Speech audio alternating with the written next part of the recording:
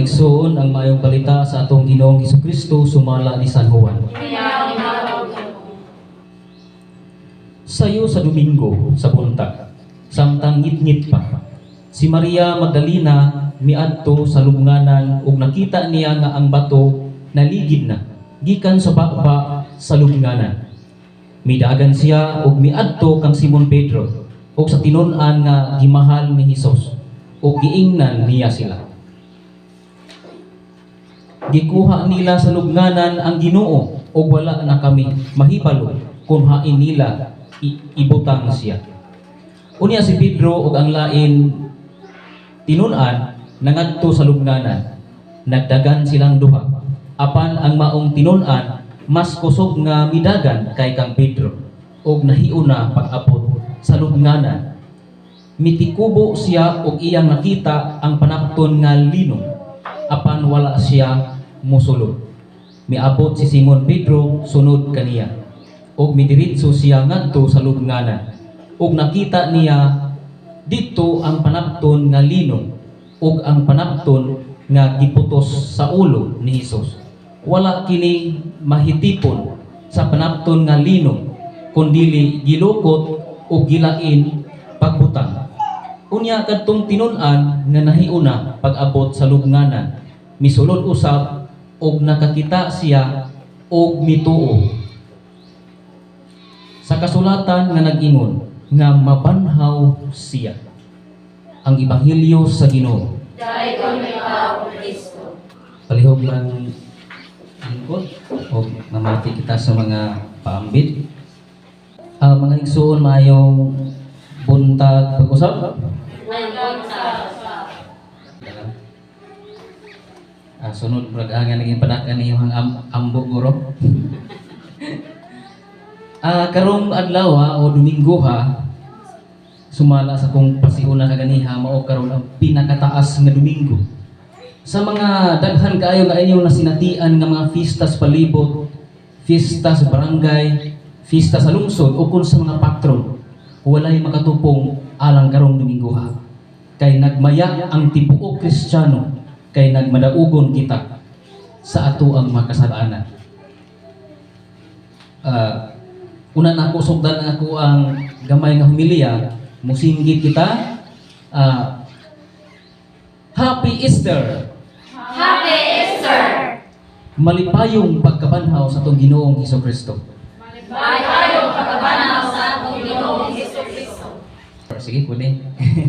Ako sa kaigso naingon pa ilaw sa wala pa nakaila, siguro wala mo nakaila. Ako di si Jimar Villarante. Dili ko lumad nga taga Manhuyod, pag-uhay na lang ko sa Manhuyod, mga 5 years pa ko. Diri sa Lamugong, aksyon ko kabalaka, kay nag-travel ko nga marang usa. Kay di biyaan ko rin usang kauban kay gabi ra ganabon brad. Ang gabi ako ra gyud usa. Karon mao ang kadaugan.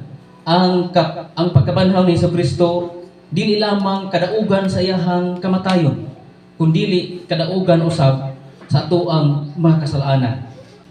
Usa karon kagasa nga walay makatupong sa gasa nga atong nadawat tungod kay bisan sa atong pagkamasupilon gikan pa sa unang katigulangan ni Adan ug ni Eva nga masupilon o kon disobedient, dili matino o sa Bisaya, dili matinahuron. Kita usab nga mga tao bisan sa atong pagkadili matinahuron apan gihigugma kita ni Hesus.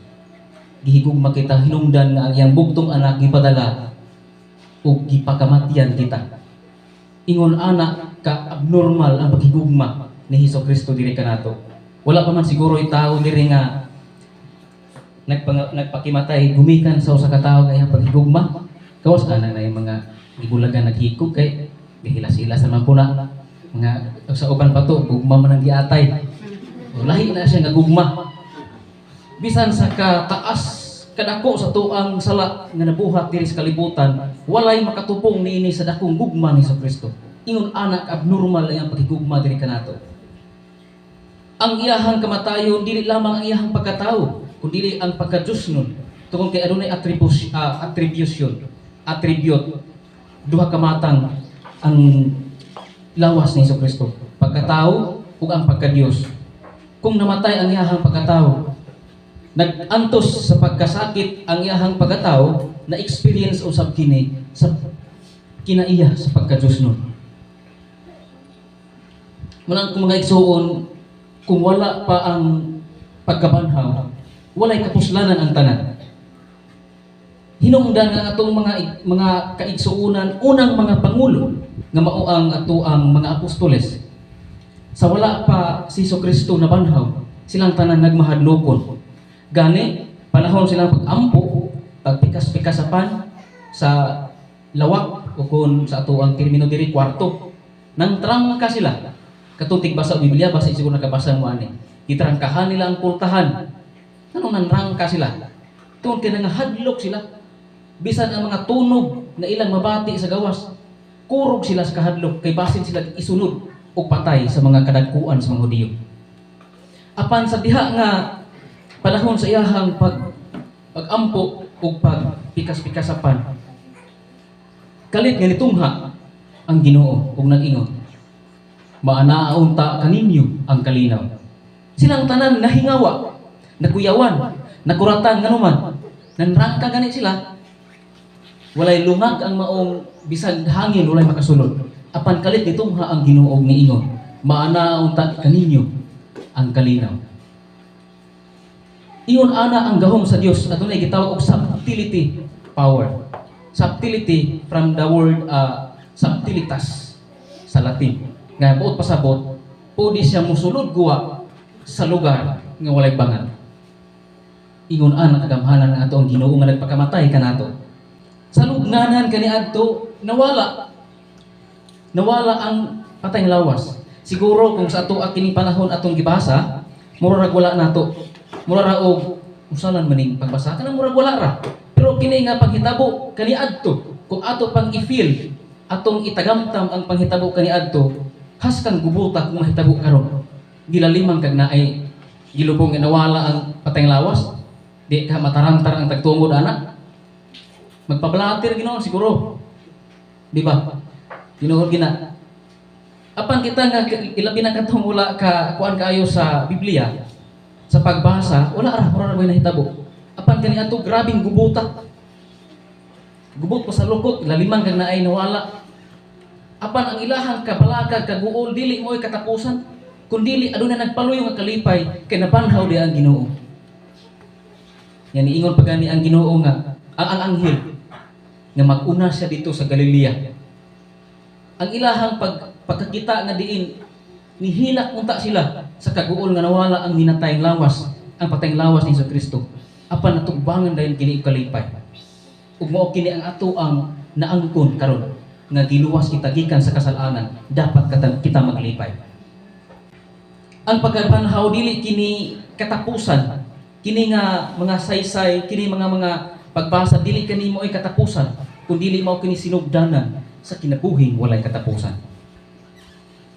Una nga mga igsuon tungod ni ana ang Ginoo nangayo usab balos kanato. Unsa man ang iyang pangayoon kanato? Unsa man ang iyang gipangayo kanato mga igsuon, isip balos sa pagpagamatay, sa pag-anto sa cross nga hilabihang kasakit niyang gibati. Sa wala pa siya gipatay nga nag-ampo siya sa garden of Gitsemane, nag-ampo siya.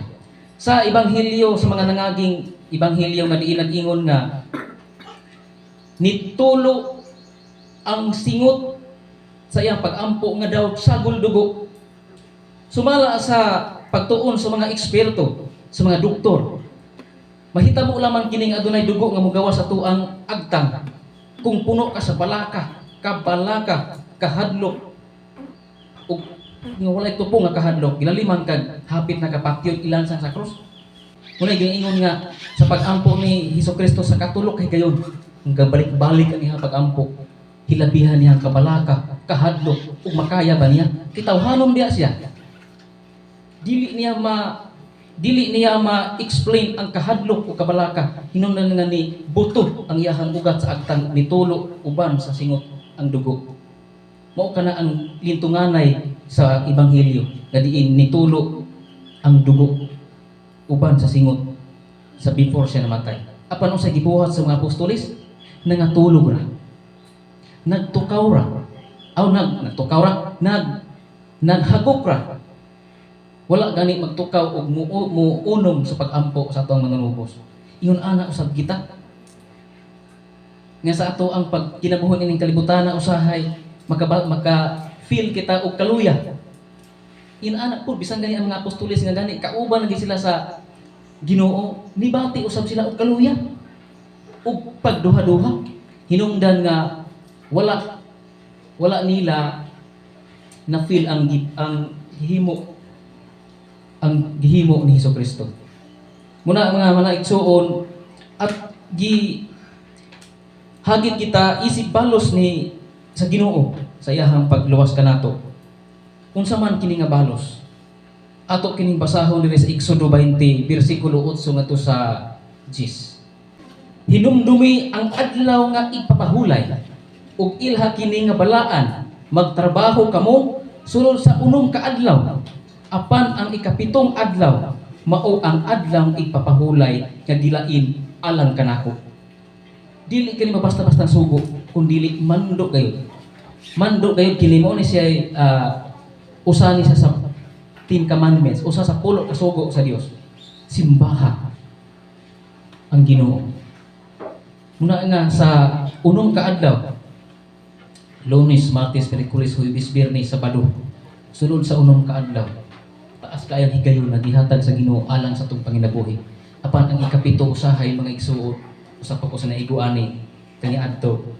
Ato pagani kawaton ang adlaw nga alang unta sa iyahan. Pinaagi sa mga butang nga yutan-on.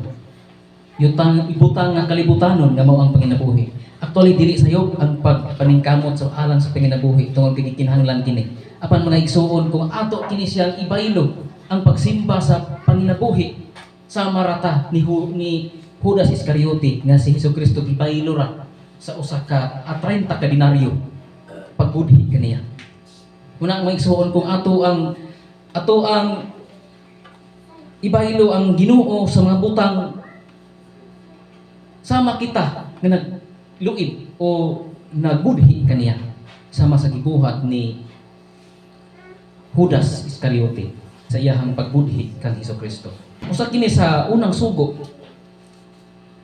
usa isip balos kanato nagihangyo sa tong Ginoo nga tunghaa ako simba kamo gilain kini nga adlaw alang kanako ug ilha kini subuot pasabot ato ang dahilan di ay ang Ginoo isip balos sa iyang pagpakamatay alang kanato. Ang mga igsuon bisan sa atong kalisod sa pagkinabuhi sa kalibutan, bisan sa kalisod mangandoy ra baghapon kita og paglaom. Bisan sa kalisod dili baka mawad-an og paglaom. Bisan sa kalisod kawad-on sa panginabuhi wala baka maluya og mawad-an og paglaom. Kining tanan nga mga pangutana ato kini matubag kinaugalingon. Kita ray makatubag ini ta sa tagsa. Apan ang pagkabanhaw ni Kristo nagpasabot kini nga adunay bag-ong oportunidad. Ang pagkabanhaw ni Hesukristo aduna kini pagpasaylo. Buot pasabot ang atong mga sala na pasaylo. Ang pagkabanhaw ni Hesukristo adunay good news. Adunay maayong balita nga ato ang gipaabot. Tungod kay God not waiting for us to punish, but God waiting for us to forgive our sins. Ang maayong balita nga atong gipaabot, ang Ginoo wala maghulat kanato aron kita silutan, kundili ang Ginoo naghulat kanato aron kita pasayloon. Ingon ana ang hugmas kong Ginoo Hesukristo.